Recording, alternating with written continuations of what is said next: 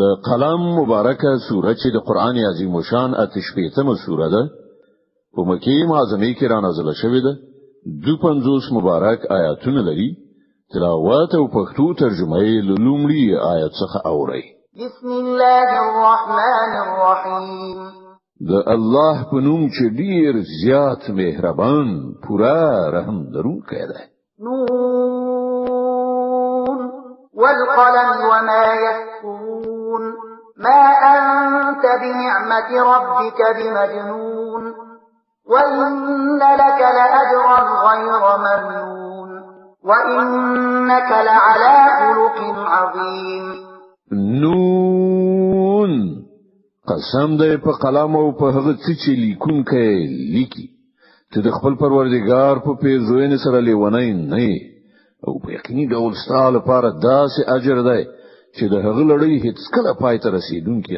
نه ده او بهشکه ته د لوړو اخلاقو مرتبه لري فستبصر ويبصرون بأيكم المفتون ډیر ژر به ته هم وګوري او هغوی به هم وګوري چې تاسو نه څوک په لیونتوب اخته دی إن ربك هو أعلم بمن ضل عن سبيله وهو أعلم بالمهتدين ستا پروردگار هغه خلک هم پیژني چې د هغه لارې نه بیلاری شوي دي او هغه کسان هم خې پیژني چې پر سمه لار دي فلا تطع المكذبين نو لدې کبله ته هیڅ کله د دغه دروغجن ګڼونکو تر اغېزې لاندې مه راځه ودوا لو تدهن فيدهنون دوی غواړي چې کته یو څه نرم شي نو دوی به هم نرمي وکړي ولا تطع كل حلاف مهين هماز مشاء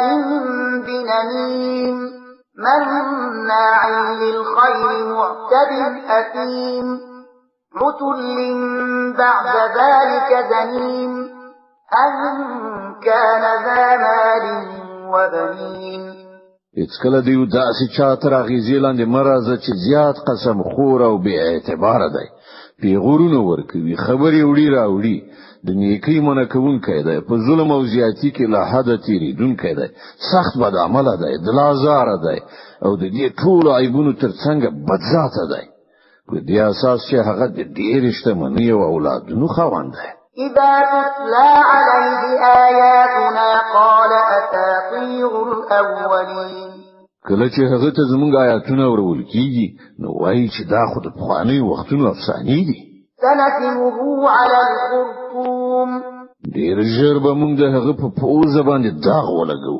إنا بلوناهم كما بلونا أصحاب الجنة إذ أقسموا ليسرمنها مصبحين ولا يستثنون مونږ دوی یعنی د مکی خلک همغه چې په ازموینه کې اچولې دي لکه چې دیو باغ څښتنان مو په ازموینه کې اچولې کله چې هغوی قسم یاد کړ چې په سباون کې به ارو مرو د خپل باغ میوه را ټولې کړي او هغوی هیڅ ان شاء الله نه ویل فطاف عليها طائف من ربك وهم نائمون فأصبحت كالصريم هغوی د شپې په خوب ویدو چې ستاسو پروردگار له لوري پر هغه باغ یو آفت نازل شو او داسې شو لکه لو کړه کخت چې ګواکې په هغه کې هیڅ شی نه و فتنادوا مصبحين أن اغدوا على حرثكم إن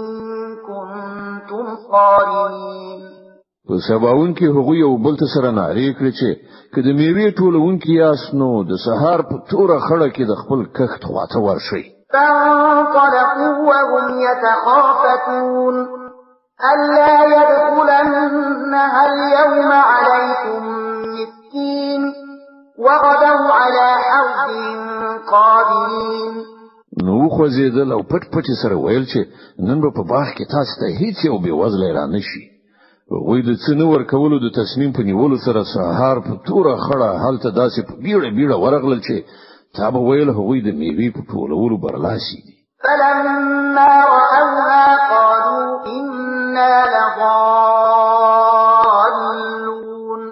بل نحن محرومون وکله چې باغ په دغه حال ولید نو ویل مونږ لاره غلطه کړې ده نه بلکې مونږ له دغه نعمت څخه محروم پاتې شو.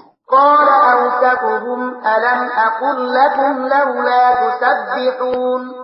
په هغه کې چې کوم یو تر ټولو ښه سړی و هغه وویل ما تاسو نو ویلي چې تاسو خدای په پاکي یاد کړئ او وایي که خدای وغواړي داسې یا هغه څه به وکړو. قالوا سبحان ربنا إنا كنا ظالمين. وی ویل پاک دی زمون پروردگار پر احتیاج چې مونږ ګناهکار.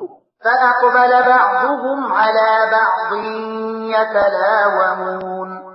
بیا له هغونه هر یو پر بل پراچوله. قالوا يا ويلنا إنا كنا طاغين. په پای کې ویل خواشینی د زمون پر حال به شکه چې مونږ سرکشه شو یو.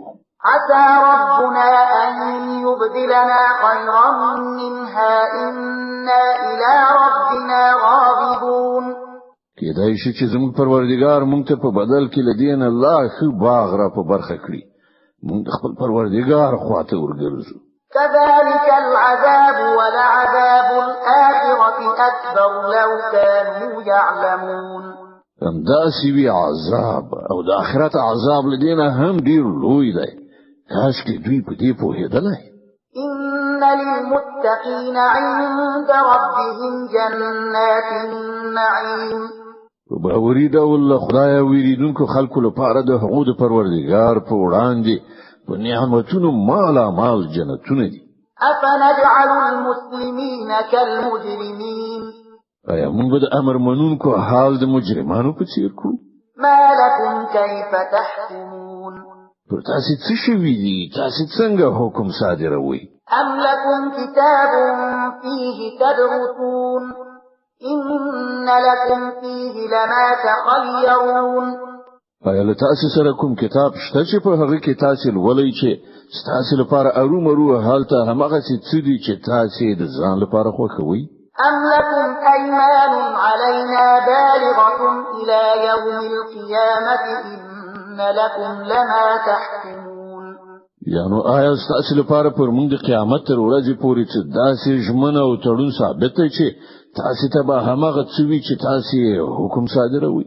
سلهم أيهم بذلك زعيم أم لهم شركاء فليأتوا بشركائهم إن كانوا صادقين. نو دوی نه پوښتنه وکړه له تاسو نه څوک دې ځانن دی یا د دوی څنګه لري شریکان دي چې هغوی د دې ذمہ وهلي وي. که دا خبره وینو خپل شریکان دي راولي که دوی ریښتونی وي. يوم يكشف عن ساق ويدعون إلى السجود فلا يستطيعون خاشعة أبصارهم ترهقهم ذلة وقد كانوا يدعون إلى السجود وهم سالمون. کوم ورځ چې سخت وخت راشي او خلکو ته د سجدې کولو بلنه ورکړي شي نو دوی به سجده ونشي کړای. دوی سترګې به ښکته وي ذلت به پرې خورېدونکې وي. دوی چې کله روغ رمټو په هغه وخت کې دوی د سجدې کولو لپاره بلل کېدل او دوی انکار کاوه. فذرني ومن يكذب بهذا الحديث سنستدرجهم من حيث لا يعلمون وأملي لهم إن كيدي متين. نو ای پیغمبره ته د دې کلام د دروغ غنونکو موضوع ماته پرېږده. مونږ په داسې توګه دوی په قرار د تباہی خواته بوزو چې دوی خبره هم نه وي. زه دوی ته مهلت ورکوم. زما تدبیر ډیر قوي دی. أم تسألهم أجرا فهم من مغرم مثقلون.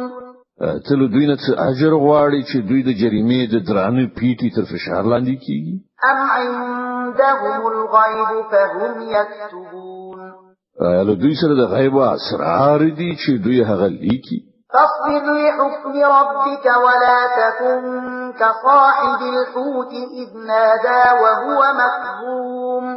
نو د خپل پروردگار د پریکړې تر صادریدو پورې صبر وکړه او د کب د خاوند یعنی یونس غوندې مکه کله چې هغه دعا کړې و او هغه له غمه ډک شوی و. لولا أن تداركه نعمة من ربه لنبذ بالعراء وهو مذموم. که د هغه د پروردګار مهرباني ور باندې نه وای شوی نو هغه به ملامت په سپیرو ډاکې غورځول شوی وای. فاجتباه ربه فجعله من الصالحين. په پای کې د هغه پروردګار هغه غوړه کړ او هغه له صالحو بندگانو څخه وګرځاو.